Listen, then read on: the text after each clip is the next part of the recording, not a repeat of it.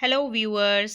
आज हम क्लास 5 का ईवीएस का हमारा जो यूनिट 2 है हेल्थ एंड वेलबींग का थर्ड चैप्टर करने वाले हैं। और ये चैप्टर हमारा जैसे हमने थर्ड और फोर्थ में फूड के बारे में पढ़ा, हमारा फूड किस तरह से होते हैं, सीजनल फ्रूट्स की क्या इम्पोर्टेंस है, हमने ये क्लास थर्ड में पढ़ा था। फिर क्लास फोर्थ में हमने डिफरेंट जो मिलेट्स हैं उनका यूज़ पढ़ा। और हम फूड फेस्टिवल मनाते हम उसके बारे में पढ़ा था। तो अभी हमारा ये एक लेवल अप हो गया है क्लास 5 में। इसमें हम फूड प्रिजर्वेशन के बारे में पढ़ेंगे। हमारे माउथ में हमारे टीथ का क्या फंक्शन है, हमारे जो माउथ के अंदर टीथ हैं, सलाइवा है, उसका क्या यूज़ है, उसके बारे में पढ़ेंगे। और इसमें जो सबसे इम्पॉर्टेंट है वो है हमारा फूड प्रिजर्वेशन। और हमारे देश में हर स्टेट में हम लोग किसी न किसी तरीके से अपने फूड को प्रिजर्व करते हैं। तो उसके बारे में जो एंशियंट तरीके चले आ रहे हैं उन्हें हम आज के समय में फॉलो करते हैं। तो इसी के बारे में हम इसमें पढ़ेंगे। जैसे कि पिक्चर में आपको दिख रहा है, दादी हैं वो कुछ सुखा रही हैं, कुछ अचार के डब्बे भी रखे हुए हैं। तो इसी से हमें फूड प्रिजर्वेशन के बारे में समझ आ जाता है। अभी हमारा जो ये चैप्टर शुरू होता है, इसमें हमारा जो थर्ड चैप्टर है उसका नाम है द मिस्ट्री ऑफ फूड, यानी फूड के रहस्य, है ना। मतलब फूड में ऐसा क्या होता है उसके बारे में पढ़ेंगे, वो कैसे ख़राब हो जाता है, फिर हम उसे कैसे प्रिजर्व कर सकते हैं कि वो ख़राब ना हो, है ना। तो फूड स्पॉइलेज, सबसे पहले खाने का सड़ना, उससे ही रिलेटेड है। इसमें मैं आपको पूरा होल रीडिंग करके नहीं बताऊंगी, just I am explaining the chapter. इसमें दिशा है जो अपना लंच बॉक्स स्कूल में भूल जाती है। उसके बाद जब वो देखती है तो जो उसका जो 2 दिन के बाद जब वो अपना खाना देखती है उसमें, तो उसमें से एक बहुत ही फॉल्स स्मेल आ रही होती है और उसके टिफ़िन में उत्तपम होता है। तो वो उत्तपम का कलर भी चेंज हो गया होता है और वो बहुत ज़्यादा स्मेल कर रहा होता है। मोस्ट ऑफ द चिल्ड्रन ने ये चीज़ देखी होगी जब वो टिफ़िन भूल जाते हैं स्कूल में। उसके बाद जब दूसरे दिन या तीसरे दिन अपने टिफ़िन को पाते हैं तो उसमें भले ही खाना नहीं है, थोड़ा बहुत खाने के पार्टिकल्स भी अगर रह गए हैं तो उसमें ब्लैक या ग्रीन कलर का आपको कुछ दिखाई देगा और स्मेल बहुत गंदी आ रही होगी। तो वैसा ही दिशा के साथ हुआ है। अभी दिशा एक डिटेक्टिव की तरह, मतलब ये जानना चाह रही है कि ऐसा क्यों हो रहा है, क्या है इसके पीछे मिस्ट्री, क्या रहस्य छिपा हुआ है। तो इसके लिए उसका जो मिस्ट्री नंबर 1 है उसमें वो what made my uttapam spoil, किस चीज़ ने मेरे उत्तपम को सड़ा दिया है। तो ये जानने के लिए वो अपने बड़े भाई के पास जाती है। जो उसका बड़ा भाई है आदित्य, वो ग्रेड 8 में पढ़ता है। तो वो उसे बताता है। और इसी में साथ में हमारी एक एडिशनल इन्फॉर्मेशन भी दी हुई है कि जो हमारा इंडिया है वो लार्जेस्ट प्रोड्यूसर है मिलेट्स का। मिलेट्स आपने क्लास 4th में पढ़ा होगा बेटा, ज्वार, बाजरा, मक्का, ये सभी मिलेट्स हैं। तो इनके ये फुल ऑफ न्यूट्रिएंट्स होते हैं। इनमें इनका यूज़ करने से हमारी बॉडी में शुगर का लेवल कंट्रोल रहता है। और आजकल हमारे देश में मिलेट ड्राइव भी चली हुई है। तो उसी के बारे में है कि हमारे जो इंडिया है वो लार्जेस्ट प्रोड्यूसर है मिलेट्स का। उसके बाद यहाँ पे अन्ना उसको बताते हैं कि ये माइक्रोब्स की वजह से हो रहा है और ये मोल्ड्स हैं, यानी माइक्रोब्स हैं। माइक्रोब्स होते हैं हमारे कुछ बेटा, ऐसे माइक्रोब्स होते हैं जो यूज़फुल भी होते हैं और कुछ हानिकारक भी होते हैं, जिनके खाने से हमें वो बीमार कर सकते हैं। और कुछ माइक्रोब्स होते हैं वो हेल्दी माइक्रोब्स होते हैं, हमारे पेट में डाइजेशन में मदद करते हैं, हमारे खाने को फर्मेंट करने में मदद करते हैं, वो गुड बैक्टीरियाज होते हैं। तो ऐसे ही जो माइक्रोब्स होते हैं ये ऐसी चीज़ें होती हैं जो हमें अपनी नेक्ड आइज से नहीं दिखाई देंगी, वो माइक्रोस्कोप से देखने पे पता चलेगी। और हर जगह ये माइक्रोब्स है। देखिए ये लेंथ, इसमें जब दिशा को उसका ब्रदर दिखाता है तो वो देखती है कि ये माइक्रोब्स देखिए अलग अलग शेप्स के हैं और ये अपने आप को मल्टीप्लाई कर लेते हैं, यानी ये बहुत जल्दी अपनी जनसंख्या को इंक्रीज़ करते हैं, बहुत जल्दी जल्दी बढ़ते जाते हैं और खाने को स्पॉइल कर देते हैं। तो some microbes are good and some are not. और माइक्रोब्स को बढ़ने के लिए ये कैसे मल्टीप्लाई हो जाते हैं, कैसे अपने जैसे और बना लेते हैं, तो उसके बारे में भी इसमें लिखा हुआ है। They also change the taste and smell of the uttapam and the other food items. ठीक है, ये एक कॉलोनी बना लेते हैं जिसमें थाउजेंड्स ऑफ माइक्रोब्स होते हैं और उस वो एक डायरी लेकर के उसने रखी हुई है, अपनी एक नोटबुक, उसमें वो ये सारी चीज़ें नोट करती जा रही है दिशा, क्योंकि वो एक डिटेक्टिव की तरह काम कर रही है। अब उसकी अगली फाइंडिंग है, उसे ये पता चला कि माइक्रोब्स, यस, माइक्रोब्स कैसे, उनको बनने के लिए, बढ़ने के लिए क्या चाहिए, ये हर जगह पाए जाते हैं, मिट्टी में, पानी में, हवा में, प्लांट्स में, एनिमल में और हमारे अंदर भी। और ये हमारे स्टमक को भी अपसेट कर देते हैं, हमें बीमार कर सकते हैं। क्वेश्चन भी है, how you ever had an upset stomach, do you know what have caused it, what could happen if spoiled food is eaten by mistake, अगर आपने गंदा खाना, सड़ा हुआ खाना खा लिया है तो क्या होगा। ठीक है, तो उसी के बारे में है। उसके बाद दिशा को ये भी पता चलता है कि ये माइक्रोब्स को जो है वो मल्टीप्लाई होने के लिए वाटर और एयर चाहिए, ह्यूमिड चाहिए, ह्यूमिडिटी चाहिए, तो वो ये अपने आप को मल्टीप्लाई कर लेते हैं। उसी आफ्टरनून में उसने उसकी बालकनी में बिल्ली के लिए उसने ब्रेड रखी थी, वो भी देखी। बिल्ली 2 दिन तक नहीं आई। It had coloured patches on it, but the pickle, हर पाती, पाती मीन्स ग्रैंड मदर को बोलते हैं, उसकी दादी ने जो अचार बनाया था, हैड मेड 2 मंथ अगो। वो तो ये देखती है कि ब्रेड खराब हो गया, बट जो अचार 2 महीने पहले बनाया था, जो फुल ऑफ ऑयल है, वो क्यों खराब नहीं हुआ। तो वो सोचने लगती है कि why does some food spoil fast and some last for longer time. वो ये सोचती है कि कुछ तो बहुत जल्दी खराब हो जाते हैं और कुछ लंबे समय तक कैसे रहते हैं। तो वो फूड फूड प्रिजर्वेशन की मदद से रहते हैं बेटा। जब हम किसी चीज़ को कंप्लीटली सुखा देते हैं, उसको डिहाइड्रेट कर देते हैं, जिस भी चीज़ में मॉइस्चर नहीं रहेगा वो ज़्यादा देर तक हम उस खाने को यूज़ कर सकते हैं। हम जिन चीज़ों को रेफ्रिजरेट कर देते हैं तो बहुत ज़्यादा ठंडक में माइक्रोब अपने आप को मल्टीप्लाई नहीं कर पाते हैं, अपने जैसे और नहीं बना पाते हैं, उनकी ग्रोथ स्टॉप हो जाती है, स्लो हो जाती है। एंड हम कुछ चीज़ों को नमक लगा के भी रख देते हैं तो वो भी ज़्यादा समय तक रहते हैं। कुछ में ऑयल डाल देते हैं, जब हम अचार में पूरा फुल ऑयल भर देते हैं तो एयर की एंट्री उसमें नहीं हो पाती है, तो जिससे माइक्रोब्स उसमें जाकर के उसे ख़राब नहीं कर पाते हैं। What do you think the food get spoiled, अब खाना कैसे ख़राब होता है। She went back to her Anna and asked what do these microbes need to grow. Microbes को बड़ा ग्रो करने के लिए क्या चाहिए, मतलब अपने जैसे और बनाने के लिए क्या चाहिए। तो उसका जो ब्रदर है अन्ना, वो बताता है microbes need moisture, air and right temperature to grow. If you remove any one of these we can stop them in their track. तो अगर हम इनमें से कोई भी चीज़ अगर हटा देंगे तो उनकी ग्रोथ को हम क्या कर सकते हैं, स्टॉप कर सकते हैं। All life needs water and air to survive. को किसी भी चीज़ को जिंदा रहने के लिए क्या चाहिए, वाटर और एयर चाहिए। यहाँ पे एक एडिशनल इंफॉर्मेशन है, India is one of the largest banana producer in the world.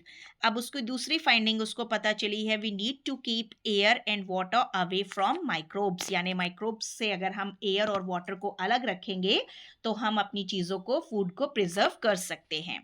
Food preservation के लिए how do we save our food from spoilage.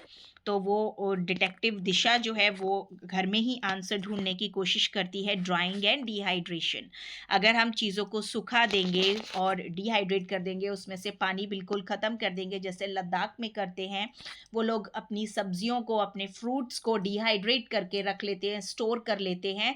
जब वे गर्मियों में धूप रहती है तो वो अपने सभी फूड आइटम्स को ड्राई कर लेते हैं और उसके बाद सर्दियों में उसे यूज़ करते हैं। तो ऐसे ही she saw her Amma and Appa drying chillies on the mat under the sun. Balcony में वो सूरज में अपनी मिर्च को सुखा रहे हैं, तो उसकी माँ बताती है कि ये जब सूख जाएंगी तो तब हम चिली पाउडर बना लेंगे और उसे हम पूरा साल यूज़ करेंगे। बट अगर उस चिली पाउडर में भी आप गीली चम्मच डाल दोगे या वो ऐसी जगह स्टोर होगा जहाँ पे मॉइस्चर होगा, जहाँ पे आपकी जो बर्तन है उसमें पानी रह गया होगा, जो जिस भी बर्नी में या जार में आप उसको स्टोर करने वाले हो, तो वो आपका मिर्च पाउडर भी खराब हो जाएगा। ओके, नेक्स्ट फाइंडिंग 3, उसको ये पता चलता है drying in the sun remove the moisture from the chillies, without moisture microbes can not grow. अगर मॉइस्चर नहीं होगा, नमी नहीं होगी, पानी नहीं होगा तो माइक्रोब्स ग्रो नहीं कर पाएंगे। What other things are dried so that they remain unspoiled throughout the year.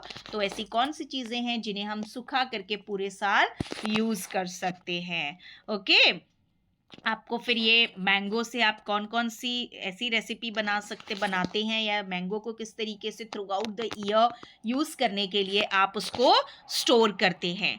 तो वो आपको चीज़ें लिखनी है। I will do that in the another video where I will make some extra questions and the NCERT questions and all the activities. Okay, most of the traditional Indian thalis rich serve rich balanced diet। हमारी जितनी भी Indian थाली हैं, चाहे वो पंजाब की हो, चाहे साउथ इंडियन हो, या नॉर्थ ईस्ट में भी जितने भी हमारे स्टेट हैं, वहाँ की जो वेज थाली होती है या नॉन वेज थाली होती है, जो भी होती है, हमारी जो खाने की जो थाली होती है वो लगभग बैलेंस डाइट होती है ना। उसमें सारे ही न्यूट्रिएंट्स मौजूद होते हैं। अभी वो उन्होंने एक एक्टिविटी करने के लिए बोली है, टोमेटो काट के आपको सुखाना है सनलाइट में, फिर देखना है कि क्या होता है। क्या आप सोच सकते हैं कि हम टोमेटो को भी स्टोर कर सकते हैं? Let us observe pickling and oiling. अभी एक आपने पढ़ा ड्राइंग एंड डिहाइड्रेशन, दूसरा है पिकलिंग और ऑयलिंग से भी आप फूड को प्रिजर्व कर सकते हो। इन द किचन उसकी जो दादी है वो मस्टर्ड ऑयल जार में डाल रही थी ग्रीन मैंगो के साथ में, उसका अचार बना करके। Oil stop air from getting in, ठीक है। तो उसको क्या पता चलता है, उसकी फाइंडिंग 4 क्या है? Oil keeps out air and stops the growth of microbes. Okay, oil की वजह से हवा जो है वो खाने तक नहीं पहुंच पाती है, बिकॉज वो बहुत ही ऑयल जो है वो थिक होता है, तो वो एयर को अपने अंदर जाने नहीं देता है, जिससे माइक्रोब्स की ग्रोथ क्या हो जाती है? स्टॉप हो जाती है, क्योंकि हवा में भी माइक्रोब्स हैं। What would happen to these pickle if no oil had been added? अगर कोई ऑयल नहीं डालेंगे तो क्या होगा? ऑब्वियसली हमारा अचार भी फंगस उसमें लग जाएगा। Let us observe refrigeration and freezing भी एक तरीका है हमारे फूड प्रिजर्वेशन का, ठीक है। जैसे उसने देखा, फ्रिज खोला तो उसमें दूध, बटर, केक वगैरह सब कुछ रखा हुआ है, वेजिटेबल्स रखी है। तो fridge make the temperature too cold to for microbes to grow, है ना। वो इतना ठंडा होता है कि वो माइक्रोब्स की ग्रोथ को स्टॉप कर देता है। तो उसकी फाइंडिंग 5 है, cold temperature slow down the microbes. Now, matka as a cooler, we use clay pots, matkas to keep water cool. अभी इसमें आपको why does butter need refrigeration and ghee does not? वो बटर को refrigerate करने की ज़रूरत पड़ती है और घी को क्यों नहीं? क्योंकि घी में जो हमारा पानी होता है उसको हम क्या कर देते हैं? पूरा इवापोरेट कर देते हैं।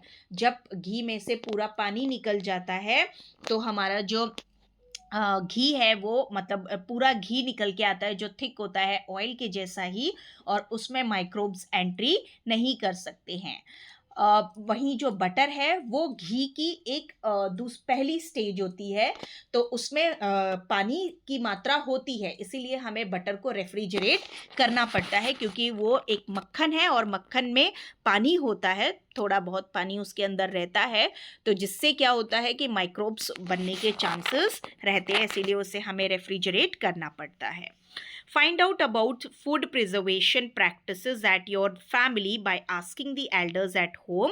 और कुछ आपको उसके एक प्रैक्टिस करनी को भी लिखना भी है अपने घर में। आप पूछिए कि कौन सा फूड प्रिजर्वेशन ममा करती है, जिसकी या जो आप उसको अपनी कॉपी पे लिख सकते हैं। और यहाँ पे बेटा आपके घर में अगर ममा घी बनाती है, जैसे मैं अपने घर में ही घी बनाती हूँ, तो मैं अपने बच्चों को ये मैंने दिखाया है कि घी कैसे बनता है, तो उसमें वो मक्खन का स्टेज और फिर घी बनने के स्टेज को देख करके आपको समझ आ जाएगा कि बटर को हमें रेफ्रिजरेट करना पड़ता है, जबकि घी को रेफ्रिजरेट क्यों नहीं करना पड़ता है, क्योंकि घी जब हम बनाते हैं तो पूरा जो वाटर है उसको हम इवापोरेट कर देते हैं। ओके, एक यहाँ पे एडिशनल इंफॉर्मेशन है कि इंडिया जो है वो पल्सेस का यानी दालें उगाने वाला भी सबसे ज़्यादा इंडिया में ही उगाई जाती है ना, लार्जेस्ट प्रोड्यूसर है। Okay, now there are many ways in which food is being preserved.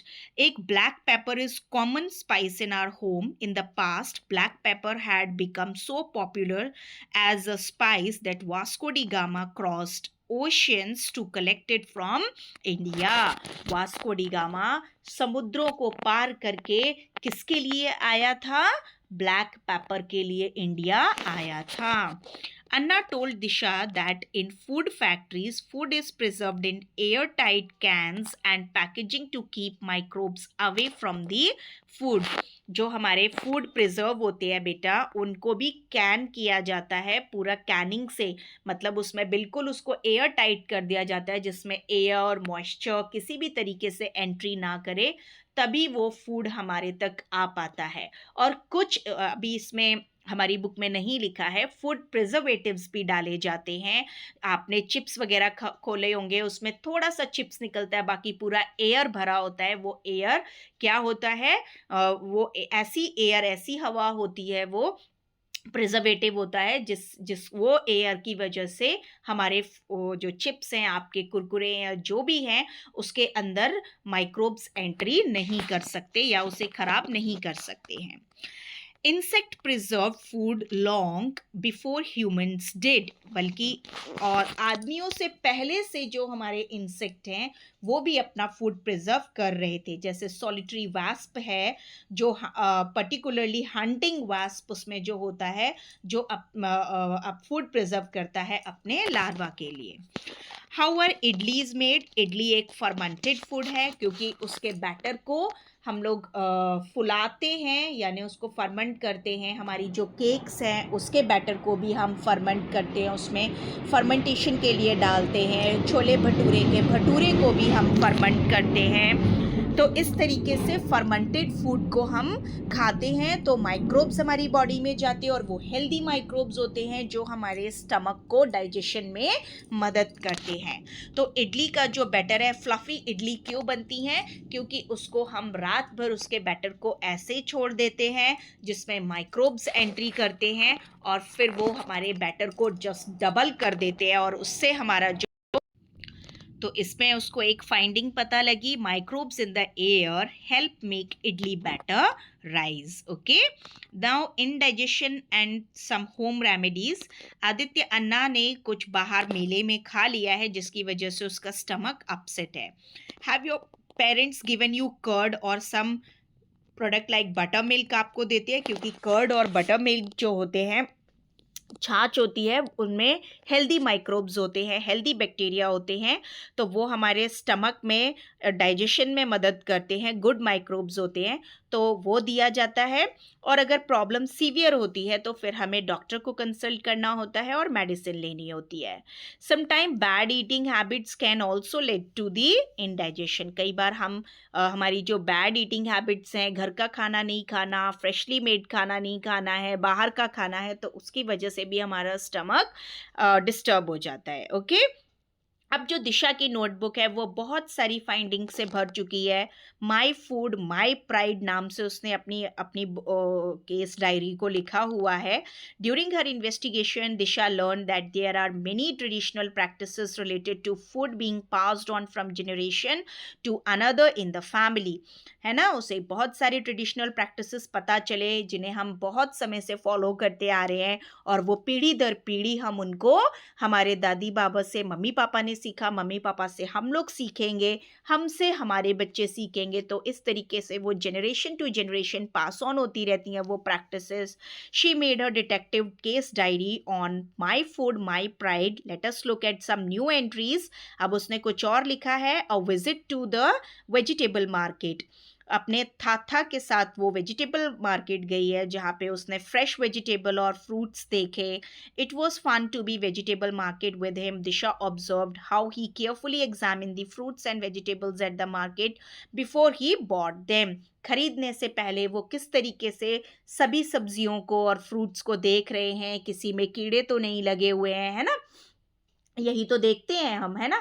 In the north east region of India bamboo is used in making houses, in cooking, और टेंडर बैम्बू शूट्स को वो खाने में भी use करते। Tender mean soft जो bamboo होते हैं, वो उन्हीं को पता होता है जो लोग जिन चीज़ों को खाते हैं। बनाना शूट्स को भी हमारे साउथ इंडिया में और नॉर्थ ईस्ट में खाया जाता है।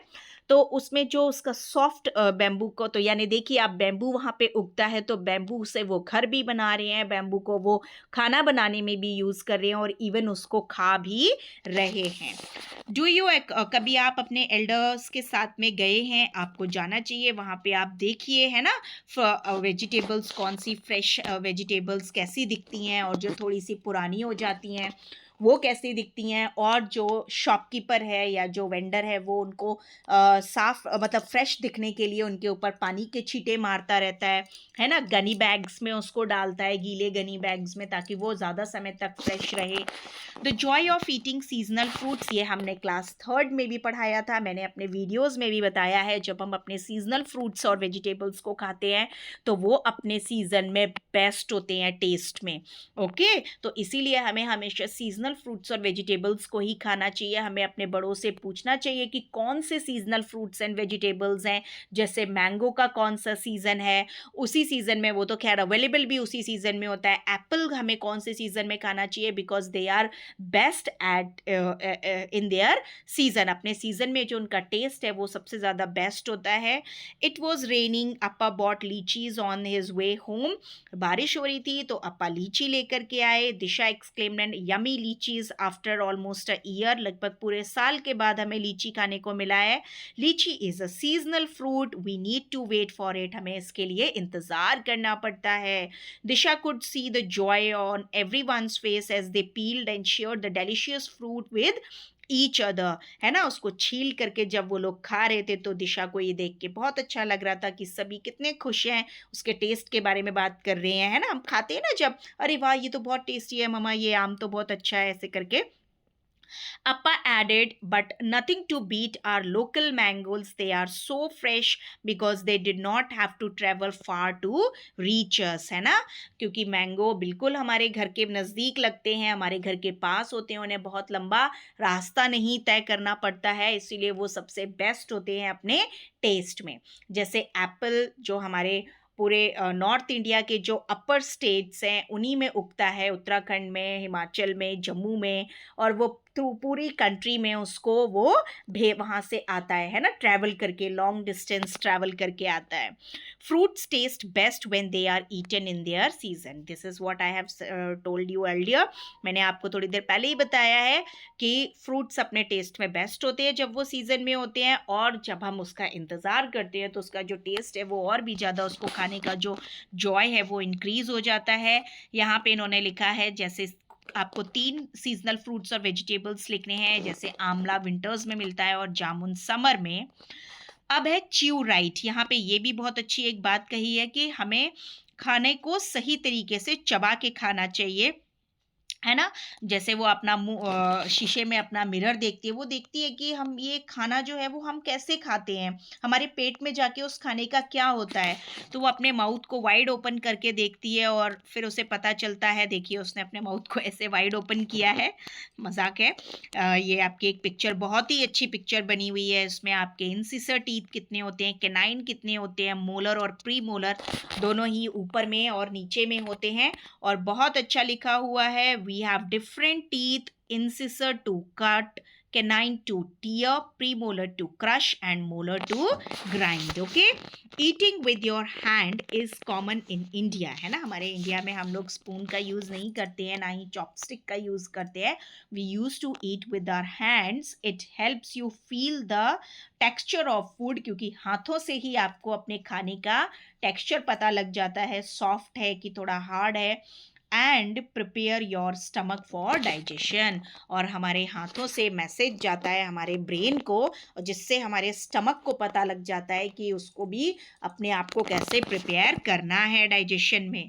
दिशा wondered whether more saliva come out when you chew the food for long, अगर आप ज़्यादा देर तक मुंह में खाने को चबाते हैं, अच्छे से चबा के खाना खाते हैं, तो हमारा जो सलाइवा है वो और ज़्यादा निकलता है, and chewing properly release saliva which help the digestion process, और यही सलाइवा जब हमारे पेट के अंदर हमारे खाने के साथ जाता है तो हमारे डाइजेशन को बढ़ा देता है।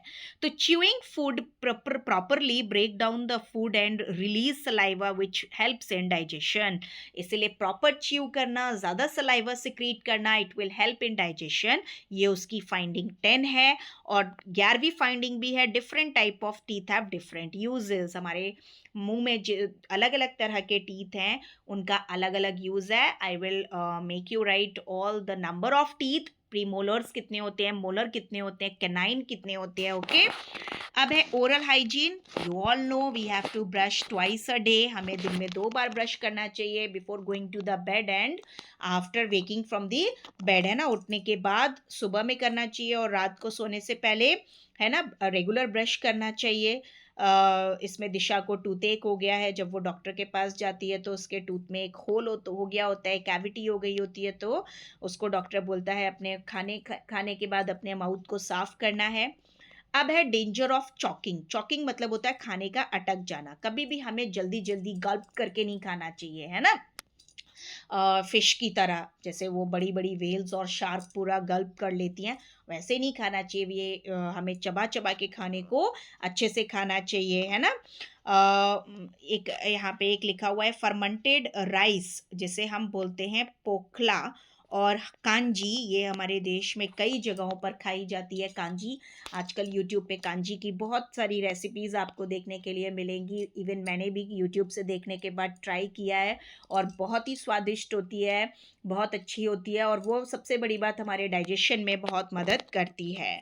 ओके. फाइनल डिस्कवरी उसने लिखी हुई है, वो देख लेते हैं. Food in our body.